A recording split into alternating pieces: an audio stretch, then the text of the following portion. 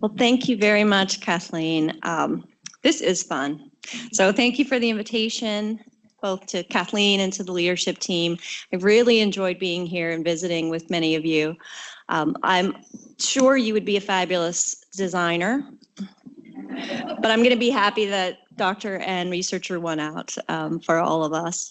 So I am very excited to have the opportunity to share with you a little bit today some of my background, and specifically how I came to study a couple of the topics that I'm going to share with you today, and specifically study these topics in the VA healthcare system. So I'm going to talk to you about the clinical problem of hospital-associated disability, and one of the key reasons that this happens, which is immobility in the hospital. The clinical program that you just heard about is called STRIDE. That's a supervised walking program for hospitalized older adults. I'm going to share with you a bit about our ongoing efforts to both study and implement this program in the VA. So as was mentioned, I'm delighted to be visiting with you from Duke. So this is our hospital down here in the bottom left. And as Kathleen mentioned, I'm an investigator in our Aging Center, Departments of Medicine and Population Health Sciences. Duke has been a really wonderful professional home for me for about 15 years. But it turns out I am a North Carolina native, which means there are some lighter shades of blue in my educational background. And if there are any college basketball fans in the room, you'll understand that this can be complicated. And this must be actively managed. I came back to Duke for geriatrics training and research training after I spent some time at Stanford. And during my time at Stanford, this is where I first was introduced to health services research, thanks to the wonderful Mary Goldstein, whom some of you may know, and also the first time that I was introduced to the VA. I enjoy taking care of patients at the VA, but it's actually some experiences with the VA system that occurred when I was doing my geriatrics fellowship training that led me to conduct some of my research studies in the VA system. So like many of you, I would imagine, many Americans in general, I have military service in my family.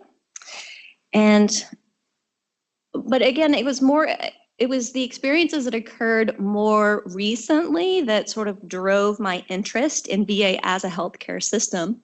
And a couple of those were that this very young Marine here, if you can see this, who's my father, became this not very young Army National Guard soldier who was deployed to Iraq. And so to have a family member in a combat zone as an adult gave me a very different sense of what military service and its impact was like for people and their families. This very young airman on the top row here became my beloved grandfather.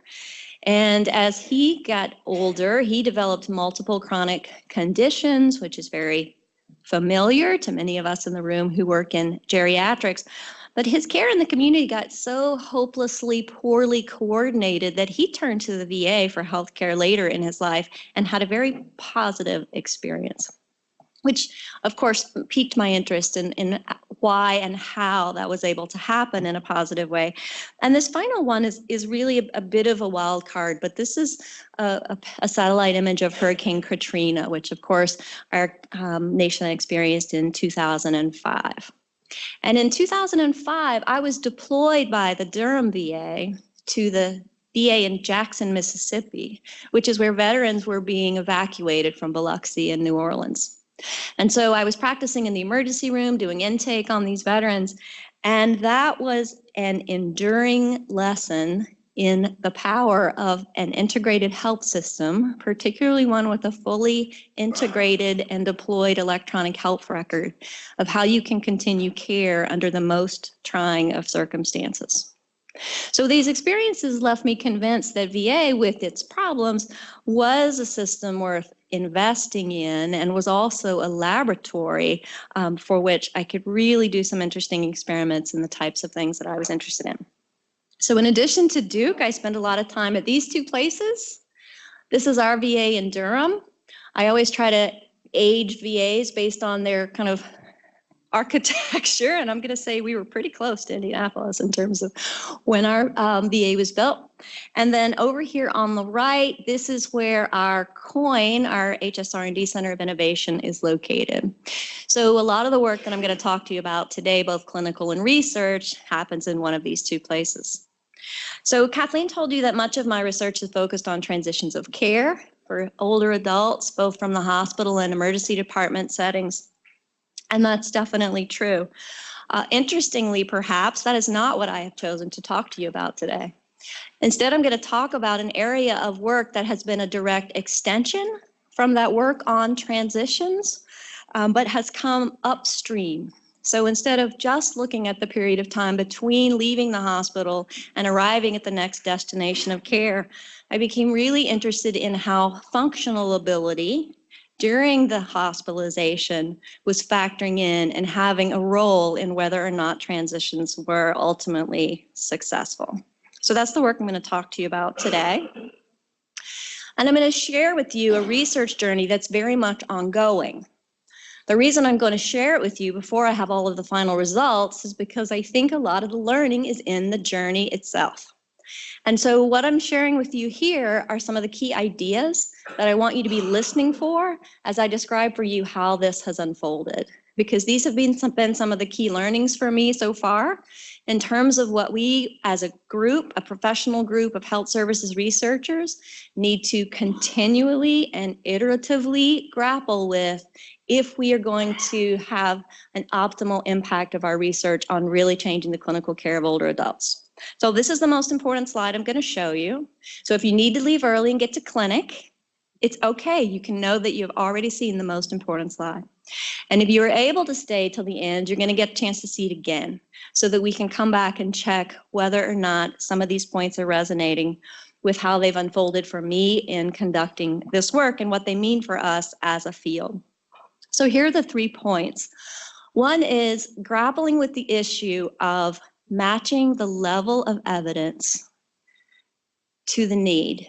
And what I mean by that is, what level of evidence is going to be influential to the decision makers that control clinical care delivery in the area that you're studying? There can be variation in how stakeholders view evidence, and we need to think about that intentionally and what it means for how we design our studies. Number 2, we need to think intentionally and explicitly about the bidirectional relationship between research and practice. Research can certainly drive practice change.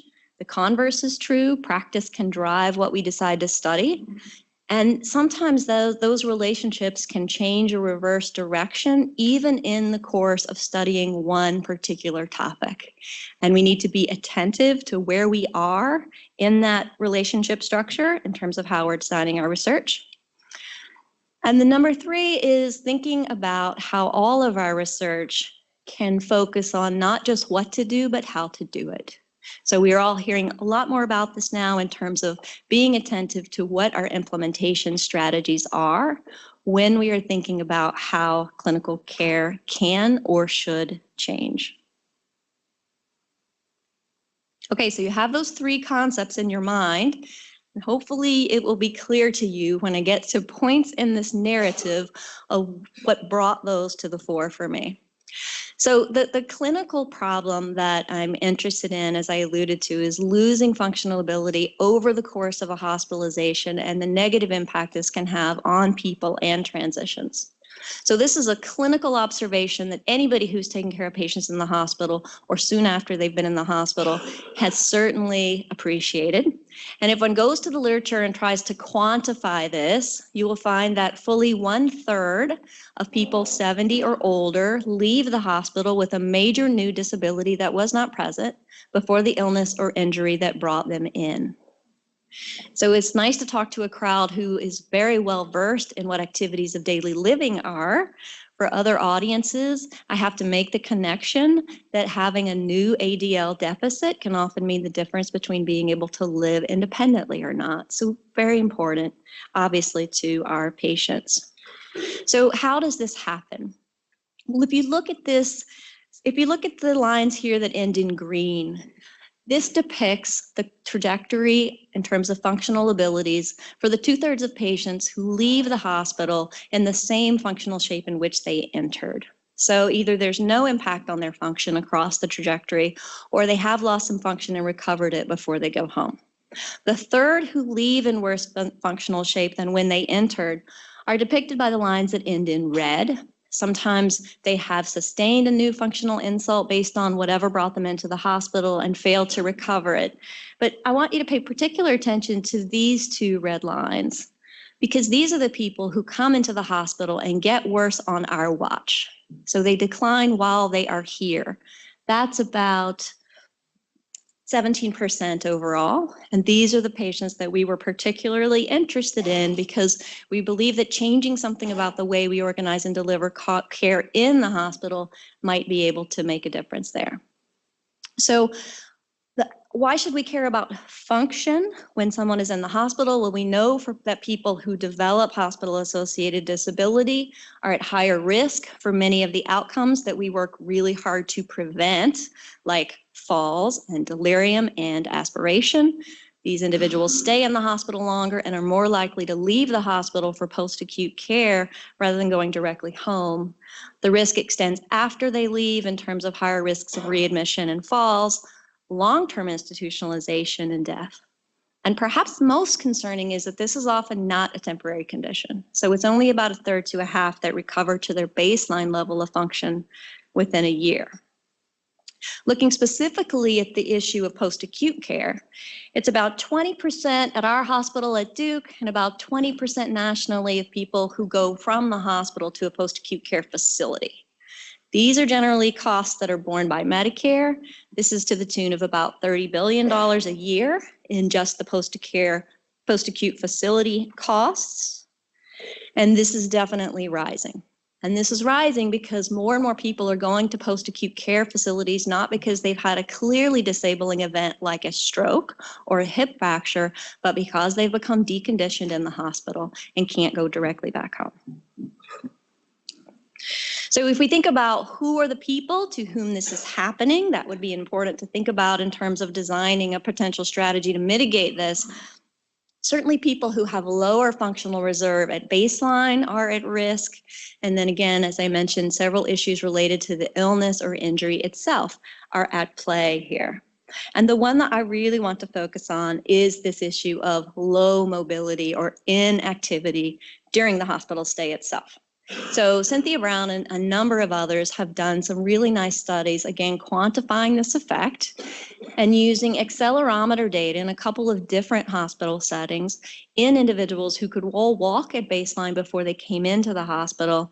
It's been clearly documented that it's low single digits in terms of the percentage of time that people in the hospital spend on their feet, standing or walking, and the vast majority of the remainder of the time is completely supine in bed. So this is despite the fact that very few individuals have physician or provider orders for bed rest anymore. Well, it turns out I'm not the first person to stand in front of a large crowd and say that bed rest is bad for you. This has been known for decades. And the first place that I found this in the medical literature was in 1944 with a paper that was published in JAMA entitled The Evil Sequelae of Complete Bed Rest. I think that academic writing had more of a creative flair in the mid-20th century. I am on a personal quest to try to write a paper with evil in the title.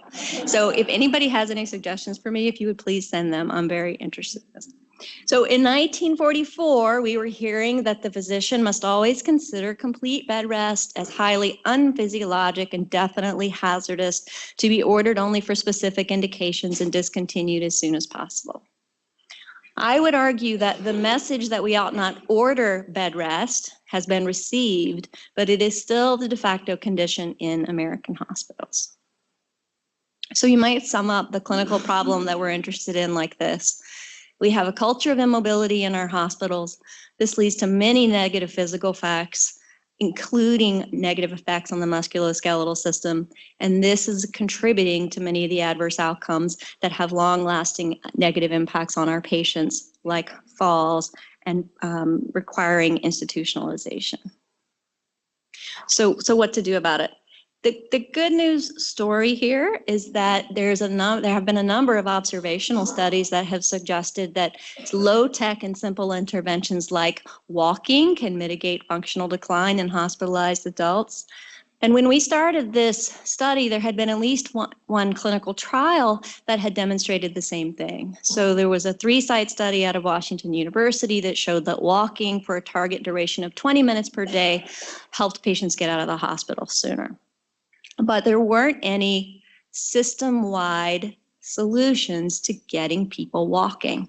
We've known this problem for a long time. We know this problem existed for a long time, and yet it's very clear that if anything, mobility was moving in the wrong direction over time. And certainly there are other regulatory and policy events that have been very influential in this. For example, CMS designated injurious falls in the hospital as never events has had a really chilling effect on mobility efforts. So there were a lot of things driving the fact that our hospital system of care was working against us in terms of mobilizing patients. So we decided to start a clinical program that we would test in terms of its ability to optimize the physical function of older veterans by increasing the amount of time that they spent walking during their hospitalization. And we called this program STRIDE. It's the world's worst acronym because we sort of picked letters randomly from assisted mobility program. So I'm not going to show you the actual title, but we've moved on and we're just calling it STRIDE for short now. It's the VA. If you don't have an acronym, you get kicked out. It's very serious business.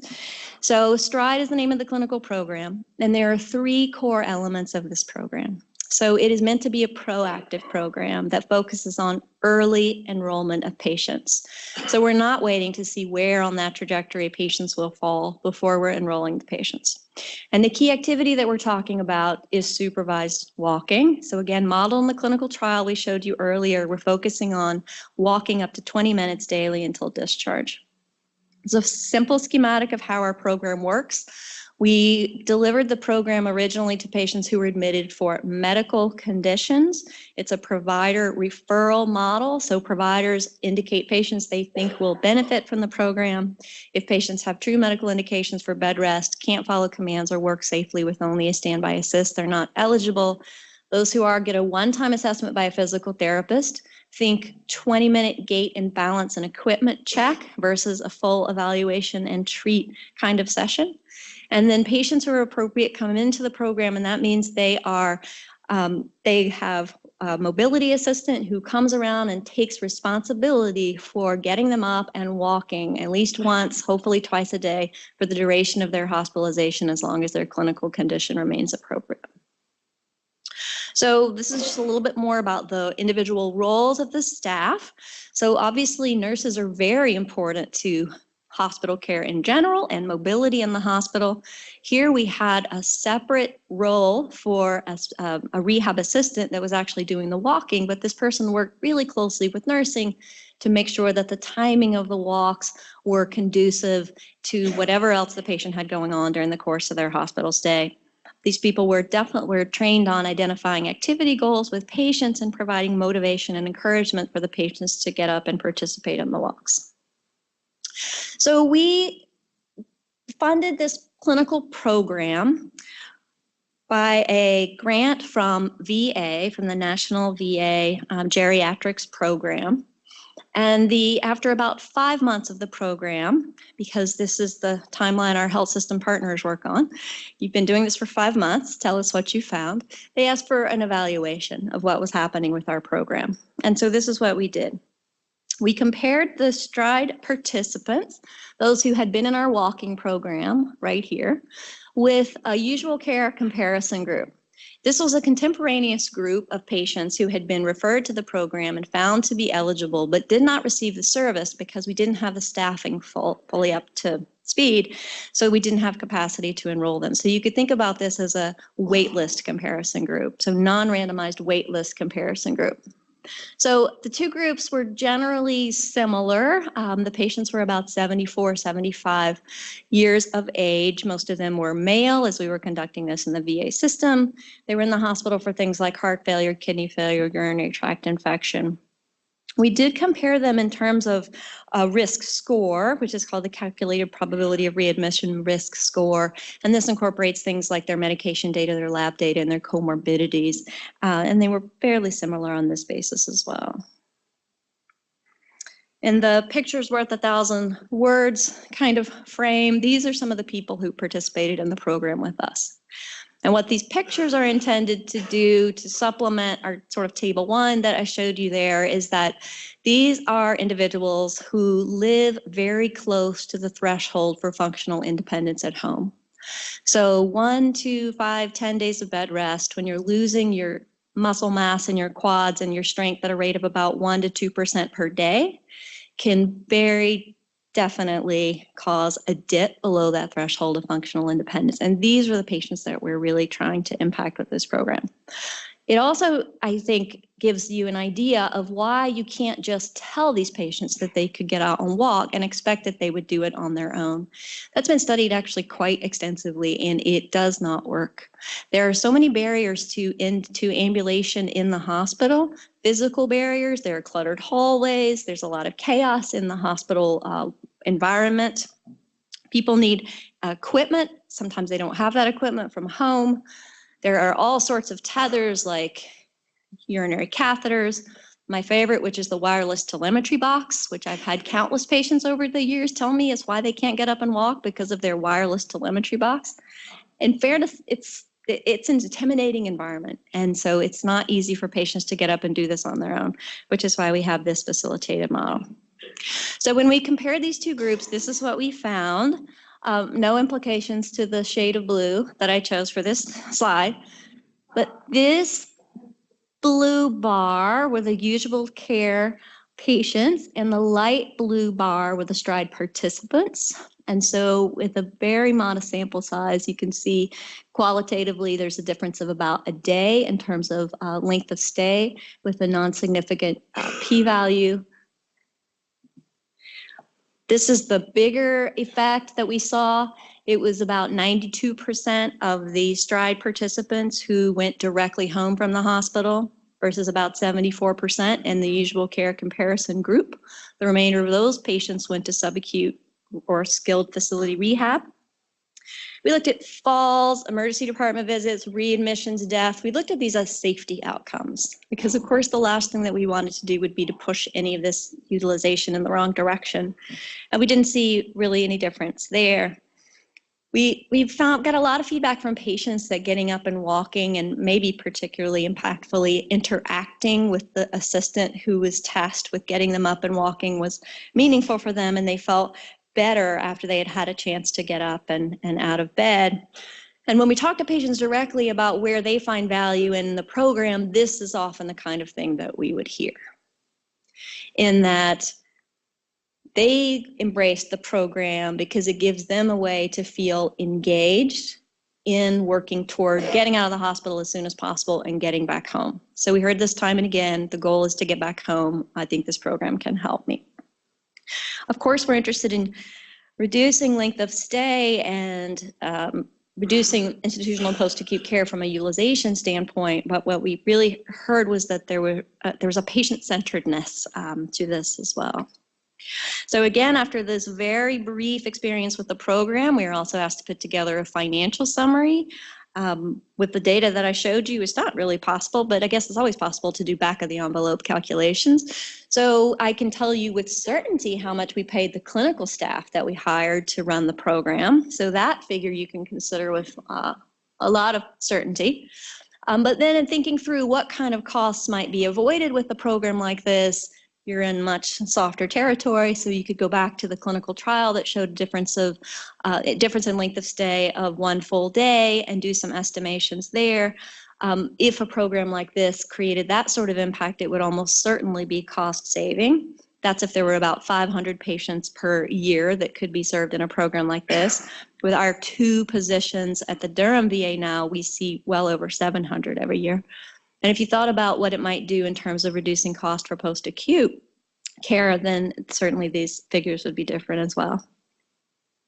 So at the end of this brief evaluation, as the investigator and clinician who had started this program, I felt encouraged And I felt excited to get busy designing what I felt would be the definitive randomized controlled trial to really show that this program was making a difference or not, whatever the data would show us.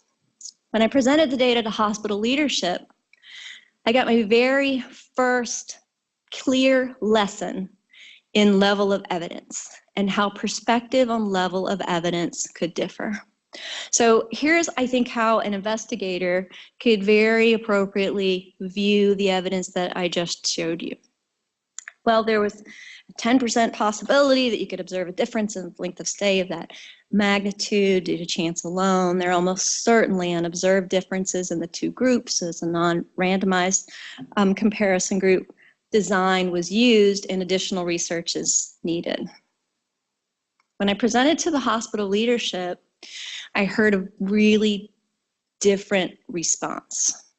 So the difference in their response is that they really considered this evidence in context. So this is what I heard from them. So you're telling me that your results were similar to the clinical trial you modeled this after? Yes. We need to take action now because we have a problem with length of stay. We have a problem with post-acute care costs. So we're really looking to do something. The patients and the staff like it. It doesn't cost much money and it may save money. Yeah, we're in. We will take this program on and continue to provide this service at the Durham VA. So you can imagine this introduced some, what's the right word? Consternation in how I had previously considered the way this research path was going to unfold. There is some gratification in if you design a clinical program and it gets taken up in feeling like it's a good service and you're glad your patients have access to it. But really, I felt like there was just such a need for a more robust body of research and understanding exactly what programs like this would do. When I would say to healthcare leadership that we should do more studies, I heard what I know many of you have heard, which is we can't wait. And this idea of a gap in expectation of what time it should take to evaluate and make decisions between researchers and health system leaders is really quite real. And I had the opportunity to see a really stark example of this in my work related to STRIDE. So I mentioned that part of the work that I do is related to transitions of care involving the emergency department. So about the same time that I submitted the grant for the clinical program STRIDE, I submitted a VA HSR&D IAR RL1 equivalent to study a care transitions model from the emergency department. So I submitted both grants in 2012. The HSR&D grant was funded on the second submission. We went through JIT, pretty fast process. We got our money and we had our first patient enrolled at the beginning of 2014. This was a good clip. This was not significantly delayed. The STRIDE grant went in about the same time. There's only one submission when you're dealing with clinical partners often. We had the money and we're under pressure to start the program up very rapidly. The evaluation that I just told you about happened in here. This is when my hospital told me STRIDE was going to become the permanent way we do things in Durham. And by the time I got my first patient in this clinical trial, 539 patients had been through the STRIDE program. So when we talk about how those timelines are different, they really are. And this is what was being asked. This was the expectation that I was trying to meet.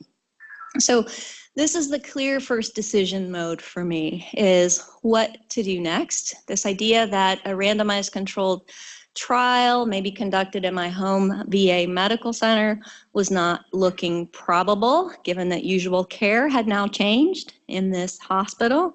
The program continues to be delivered there. There have been over 2,500 people that have been through this program. More importantly, the research base was continuing to grow in this area. So I told you about one trial that had been done before we did the demonstration project. There are now a number of studies that have looked at walking programs in the hospital. This is just one example that I showed you. And here, this was a program that was very close to STRIDE and showed that patients who participated in a walking program maintained their community mobility 30 days after discharge. The third influential factor in my thinking on how am I going to study this next is that other hospitals were also really interested in implementing mobility programs. And this was particularly true within VA. So I got a call one day from the network director at VA. VAs have local health systems, and then they're organized regionally. Our Mid-Atlantic Health Network includes all the VA hospitals in North Carolina and Virginia. And he told me that he had heard about STRIDE and had decided that all the VA hospitals in North Carolina and Virginia were going to start the program. So, yes. Can I ask about the return on investment money that happened? Who kept it? Like you for every $150,000, you saved them almost $1 million. So there was $850,000. Who got that money? So if you think about the way VA financing works, you will never find that money. Let me tell you with certainty. So VA clinical care is distributed according to VERA allocation model. The details of that are not important, except to say that there is a model nationally that determines what the clinical care needs are of every VA system in the country, and it gets distributed out based on the congressional budget, based on what your needs were to take care of your population 2 years ago. So there is no recapping that money. Basically, it's the decision at the health system level that they will recap it based on things like improved throughput in the hospital, less need to send patients to community care hospitals and pay for that because all of our beds are full. So you didn't patent it or anything. You just let them use that system, not to give you any of that money or investment in R&D to expand it and using other funding to spread the piece, correct? Well, when you put it like that, it seems like I missed a step. But there is a really important thing to consider here, which was I developed this with government money. And so this was a government-owned program. And so I have worked with intellectual property folks at the VA, but ultimately decided that we were not going to put in any protections with the way that it spread throughout VA, if that answers your question. So the second point, at this point, the second thing that I was really grappling with, or I began to think more intentionally about, was this idea of, is the research driving practice or is the practice driving research? Because again, I've told you that I came at this from a really an intervention development kind of perspective, that I would develop the evidence base, and when it was robust enough, I would deliver it to my clinical care partners and they would change practice accordingly. It was increasingly evident that this was not the path that this work was going to take. So we know this, that sometimes practice drives research, because a lot of what we do in health services research is observational based on what our health system is already doing. But what I hadn't thought about intentionally is that in the course of pursuing one single research agenda, that I might have to switch the direction in which I was coming at this problem. But what we decided to do was to take advantage of the fact that the North Carolina and Virginia hospitals were being told they needed to start a STRIDE program and come at it scientifically from this angle. So what can we learn from the process that's happening because of the urgency that the hospitals were feeling about getting this into practice that might inform our future research efforts? So we designed an evaluation. So we were not active actors in this process of STRIDE being rolled out to these North Carolina, Virginia hospitals, but we were observers. And what we did was we designed an evaluation that was essentially focused on getting rapid feedback from the teams at each hospital that were tasked with starting STRIDE programs. And we had a couple of goals, which you can see here, but I really want to focus on this second one, which is we were very interested in what hospitals were going to do with this mandate that they start STRIDE programs. Because this is a very different process than how it started in Durham, VA, right? We had a clinical champion, we had teams who thought this was a good idea, we designed it, we put it into practice. Now people who've never heard of STRIDE, who weren't really certain they even had a problem, that they, to our discussion earlier, were being told that they needed to implement the program. So we were interested in thinking about what implementation strategies were at work in this process. From the network level, the implementation strategy was clear. Mandate. You must do it. go forth and figure it out. But we were interested in one level down in what were the hospital providers doing with this mandate, because this happens in healthcare all the time. A high level, top level decisions gets made and handed down. So what we did was talk to the people who were on the ground trying to implement the program, and we were trying to do some mapping into how they talked about what they were doing to implement the program and translate that into implementation science terms. So what implementation strategy were they using, although they were most certainly not using the language of implementation strategies. And I'm not giving this work the full attention that it deserves, but I just want to highlight a couple of things that we found and really sort of show you how the evaluation was set up. So we found that across all of the hospitals, a very consistent thing that we heard was they had staffing limitations and a lot of internal angst about who would be assigned these new duties of assessing and walking patients. Well, what did they do about it? Well, they started asking us lots and lots of questions, or going back to the network and asking lots of questions about how could they change and adapt the program? What was allowable? How could they make the clinical program fit the kind of resources, mostly in terms of personnel, that they had available? So they were promoting adaptability and implementation science language in terms of their strategy to sort of make this work. In terms of telling us what was helping their programs, they talked a lot about having strength from pre-existing relationships between some really key players. So nursing and physical therapy, for example, is one that we heard about a lot. And using those relationships to build collaborations to figure the program out together. And here you could talk about this in implementation science lingo as promoting network weaving. So they were figuring their way through. Some strategies were more effective, some were less. This was strictly a natural experiment that we were trying to learn from, but we felt like there were some lessons here that we could incorporate into a more intentional strategy to help to help hospitals think about bringing in a new clinical program of any type, but STRIDE as one example. So I've already shown you this graphic. Sometimes research is driving practice, sometimes practice is driving research.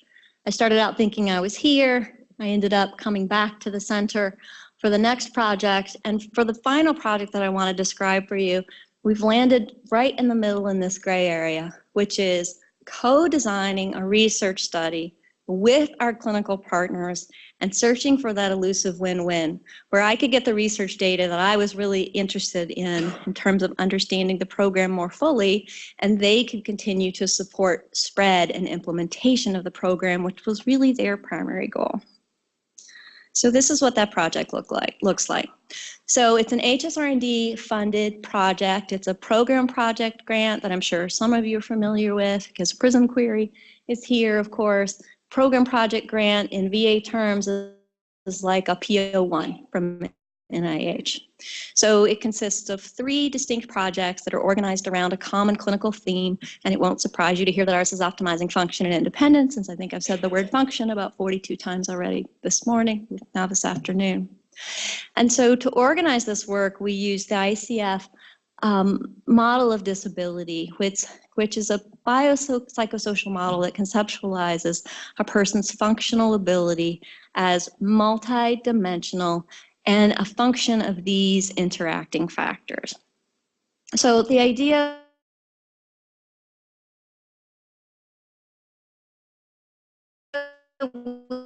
with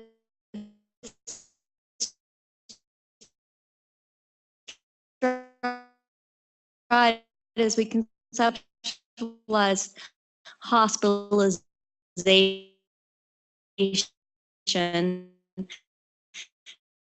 as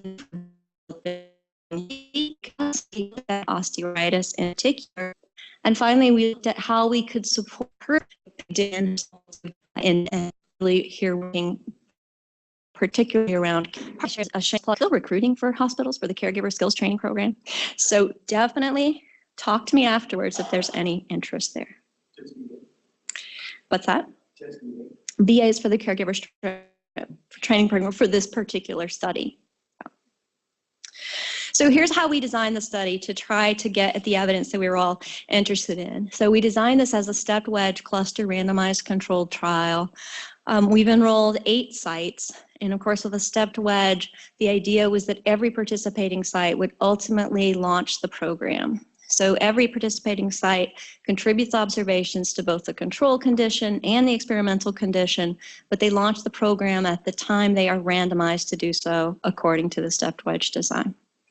In this way, the sites that were participating with encouragement from the health system were getting the program they were interested in, but we were able to have a bit more rigor in terms of the design that we could get the data we were interested in. So our goals here are still to evaluate implementation. So we do still have many aims that are focused on the how-to aspect of this. But we designed this study as a type 3 hybrid design, effectiveness implementation, meaning that explicitly from the outset, we wanted information about both implementation and effectiveness. So all the hospitals roll it out. We look at the implementation outlines, but importantly for me, now we can circle back and have a much more robust amount of data to look at some of these outcomes like discharge to skilled nursing, hospital length of stay, and to really broaden the patient-reported outcomes because we have really little data in this area. So looking at self-reported function, health-related quality of life, mental health outcomes as well. And we are also in this study being a lot more intentional with the support that we're giving hospitals that start the program. And we designed our implementation strategies here based on our own experience starting STRIDE, what we observed and watching it go in this natural experiment throughout North Carolina and Virginia. And so to do that, we selected a framework called Replicating Effective Programs, or REP, which I'm sure many of you are familiar with. And we chose this because the barriers that we encountered over and over were around this issue of how do we change the clinical program characteristics to really fit the needs and look and context of the new site that it was going into. And this is really what REP is designed to help do well. That is, balance intervention fidelity, the core parts of the program that make it what it is, and against the local needs and context, so that the program can fit for its new environment. So as you can imagine, a lot goes into sort of operationalizing and implementation that's facilitated with a framework like REP. And this just gives you some idea of how you put some meat on the bone of a framework like REP in terms of helping hospitals think through how to implement a new program like this. So there are 4 overall phases, and these are some of the individual activities that we engage in together with the sites to accomplish a program launch. So it starts over here with defining the core and modifiable elements of the program, which we did uniformly across all 8 sites, identifying champions, helping sites think through who their stakeholders are and getting those people together in the room. And then really importantly, this step, which is facilitating their thought process around adaptation and really encouraging them to embrace this and be proactive about considering ways that they want to adapt their program within the constraints of the modifiable elements that we've identified for them. So once they launch the program, we provide a lot of tools like electronic health record templates to help them with documentation, training checklists for personnel to sort of make this as easy as possible. And then importantly, we track data for them that we provide back in terms of what are their STRIDE consult volume like, how is their penetration going, are they able to get the program to all the people that are truly eligible. At the end of the process, we get information back from all of the participating sites, because one of the goals of REP ultimately is that for this early phase implementation type work, you end with some products that can support implementation at a larger scale.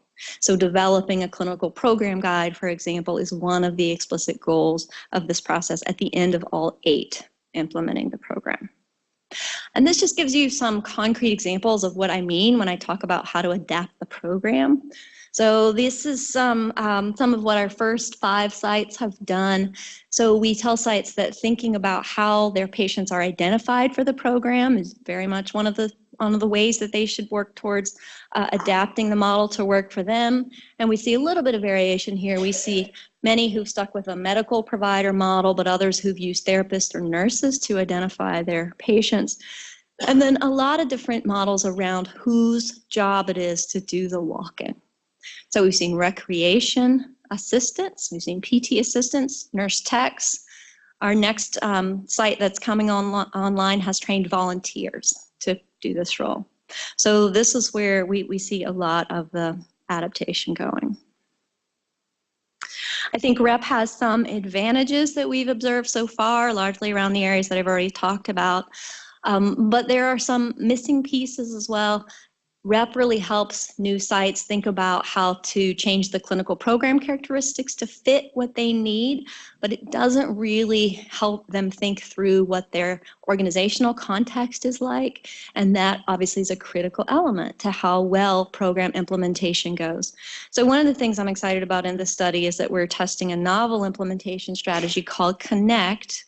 And we've randomized 4 of our 8 participating sites to receive the Connect intervention together with the REP implementation. Connect is based on the concepts of complex adaptive systems or complexity science.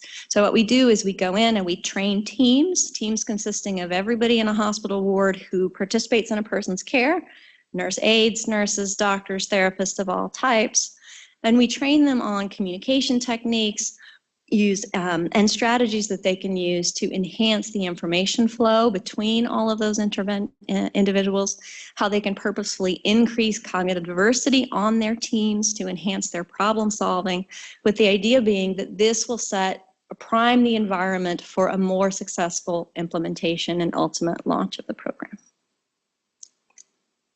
So STRIDE is in 18 sites so far. I've told you about a couple of the ways the program is rolling out. There are others, maybe to Malaz's point, if I had more tight intellectual property rights on this, there wouldn't be STRIDE programs popping up that I'm just hearing about. But there are definitely multiple models, I'll say, of implementation.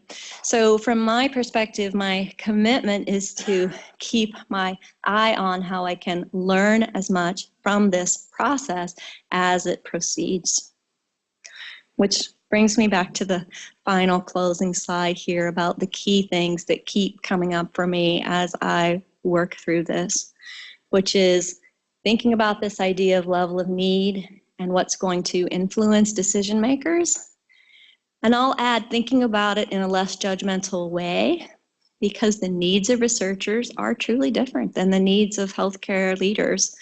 And the more open we can be to understanding the decision-making process being different, I think the better our science will be for it, because we won't miss opportunities to study things like the how questions in addition to the what questions.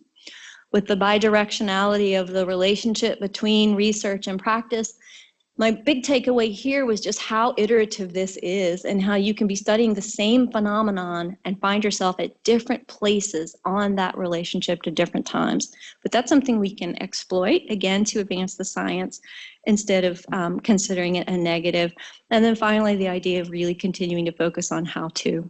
With the query program, as I mentioned, we're not just studying STRIDE, but we're studying 3 different clinical programs, because we think the lessons that we can learn about how they roll out, whether or not we can improve the processes and functions of teams with Connect, will be generalizable to a lot that we're all working on in terms of trying to improve clinical care for older adults. So I will leave it there, and I will invite questions, reactions, thoughts on anything that we've talked about. Yes.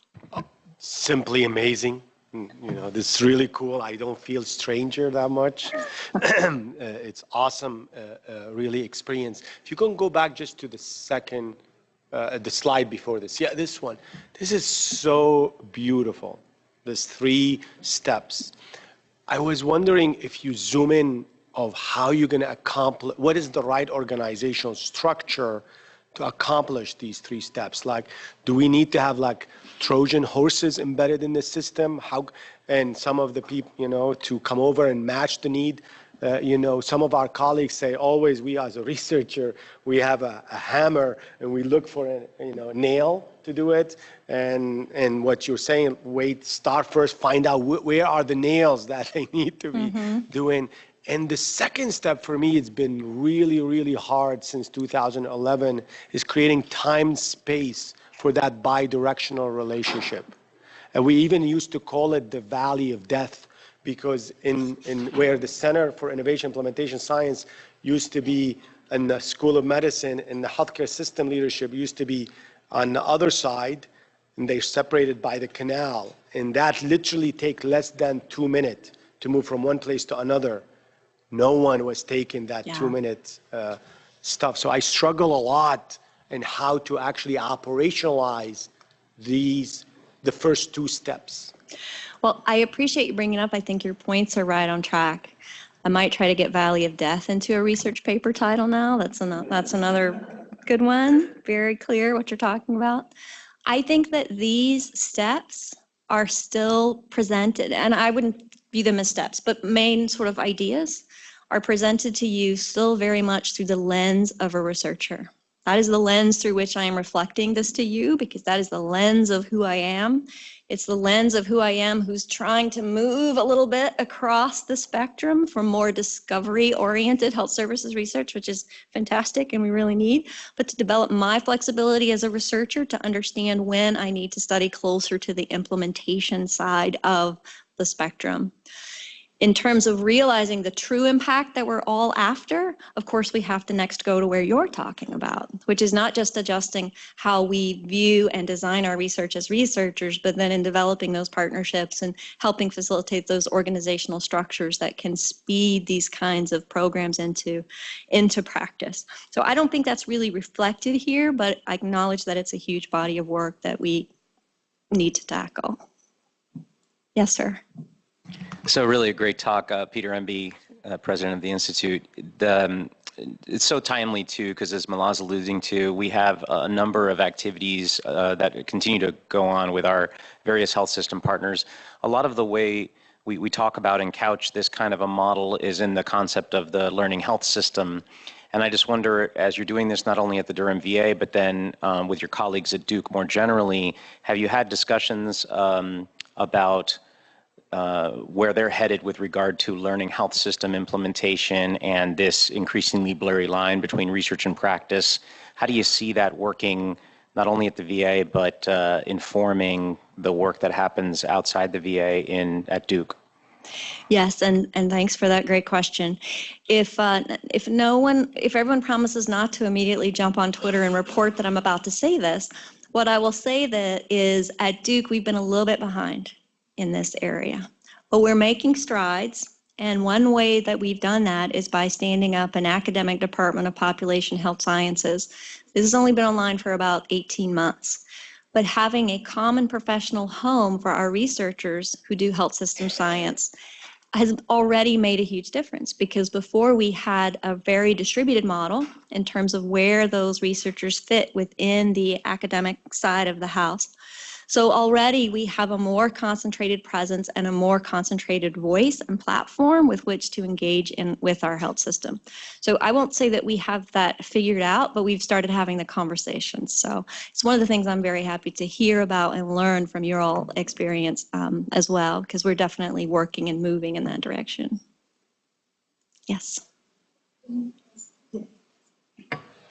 Hi, Hi. I'm an economist, so I'm just going to focus on the methods. Would you consider doing sort of what we call a difference in difference study? So compare a VA hospital, similar patient mix, provider mix, and look at outcomes before and after STRIDE now that you have some sort of a bigger sample size? Or is it too late and nobody really is interested in that anymore? Well, I don't think it's too late, because what we see here is, the VA health system is enormous. So one excited hospital director does not make nationwide change. So still in VA, although we think about it as a very top-down organization, change tends to happen with a parallel spread kind of model, which is one excited hospital director excites the neighbor in the next town.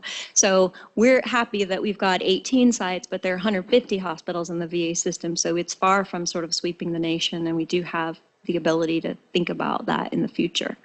I think that using a difference in differences kind of model could definitely have some advantages for us in terms of the data that are available in the electronic health records of the VA. So looking at utilization, for example. What that can't do for us, and the reason that we went for this design, is because we really wanted patient-reported data. And we just don't have that captured well within the electronic health record. So with the stepped wedge design, we began getting survey data from patients at every hospital that are in the control condition. And so we track their survey data before and after they launch the program. So it's really the ability to look not just at cost and utilization, but also to get direct patient-reported data that drove this design, if that makes sense. It's just that the waiting list control group may not be an optimal group, because the reason they're on the waiting list is because you're capped to capacity to offer stride, but that might be highly correlated with capped to capacity to provide other care as well, which might drive down their outcomes at the same time at which they are not able to enroll in stride. So there's that selection thing going on. So great point, and let me clarify. That was the model that we used for the pilot evaluation, and it has all of the limitations that you talked about. It was a person-level waitlist control group. With the stepped wedge design, every hospital and all 8, they were randomized to when they start the program. So in that way, we're hoping to avoid what you might consider the sweetheart effect or the selection bias of the really high quality hospitals getting their program together and starting sooner, so they contribute more observations to the post-programmatic period than pre. So the design that we're using now doesn't have anything to do with a waitlist control model, a waitlist comparison group. It only has to do with your pre and post data of the whole group in aggregate based on the date that you were randomized to launch your program, you being the site, not the individual. Yes. So similar question, but related more to the natural experiment that happened in the surrounding states. I noticed there that you also chose to take more of the qualitative approach rather than, did you think about interrupted time series or something else to sort of measure that natural experiment? Or maybe that's under works right now, but yeah. Yeah, so that's a great question. The answer there is different because here there were logistical constraints, which is we had about $50,000 to do the evaluation and we had to do it fast. So we didn't have a separate funded grant for that the way we do for the cluster randomized controlled trial.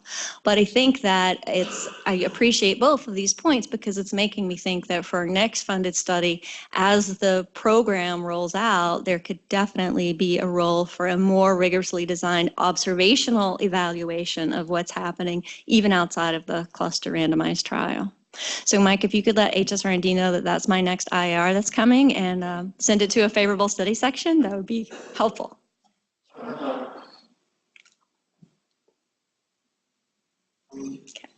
Yes. You know, Nick, I mean, the question that you're starting with, which is the start of the context, you're not going after efficacy, is the STRIDE program works. You do randomized controlled trial to answer it, you do some stuff. That's not the answer. The answer right now, how can I spread it and scale it, and how much of the local contacts it's playing the success. And that's why the edge, the wedge design, it's beautiful. It's set up very differently. It's not going to help you with making the business case, correct? The business case is depending on your audience. Sometimes you don't really need a business case, like what happened with your hospital. Right. They already bought it. They saw the 150. They don't want to go after it. It's very low risk. It's not a big deal. The worst case scenario, I lose $150,000. My goodness, but I could save $1 million.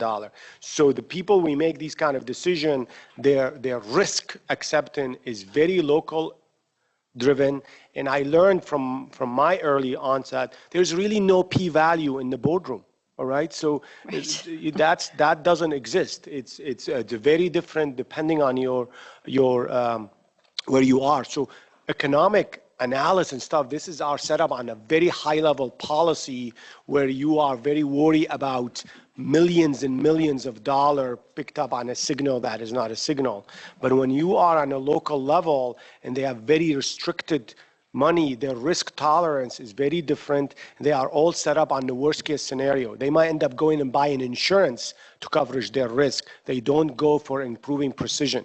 No health insurance spend their money on improving their precision. They spend it on finding risk and how to manage your risk, buying, another insurance to cover you just in case of a big outlier came over and, killed your program. Well said, and I think definitely true. I think for the clinical momentum that has built around the program dissemination in the VA, that is 100% true.